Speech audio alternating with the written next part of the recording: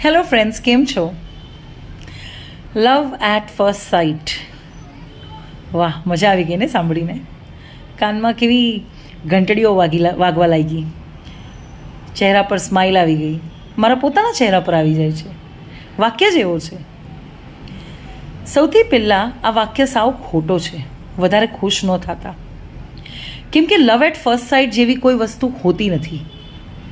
અગર તમારે સાચે આ વાક્યને કરેક્ટ કરવું હોય ને, તો એને રીકરેક્ટ કરો અને કહો કે આકર્ષણ at first sight, attraction at first sight. કેમ કે પહેલી વારમાં તમે કોઈ પણ વસ્તુને જુઓ, કોઈ પણ વ્યક્તિને જુઓ, કોઈ પણ સિચ્યુએશનમાં હો, તો તમને એમાં આકર્ષણ થઈ રહ્યું છે, તમને પ્રેમ નથી થઈ રહ્યો. કેમ કે એક સિમ્પલ કેલ્ક્યુલેશન છે, પ્રેમ થવા માટે કોઈ પણ વસ્તુ સાથે, કોઈ પણ જાનવર સાથે, કોઈ પણ વ્યક્તિ સાથે સમય વિતાવવો જરૂરી છે.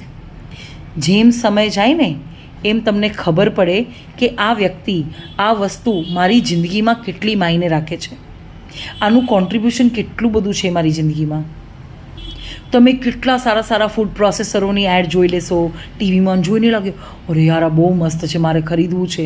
અને લાવ્યા પછી તમને એવું લાગે એક ને એક જ જાર તમે વાપરી શકો, એવું લાગે એના કરતાં તમારું મિક્સર સારું હતું.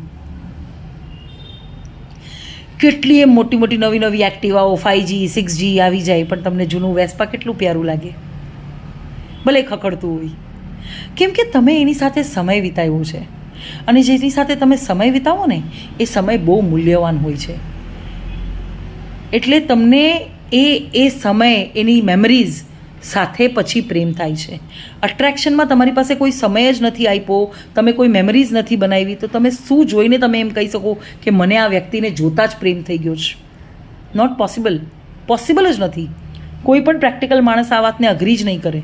જે સપનોની દુનિયામાં હોય એની વસ્તુ અલગ છે, એ તો આખા કેરેક્ટર જ અલગ હોય.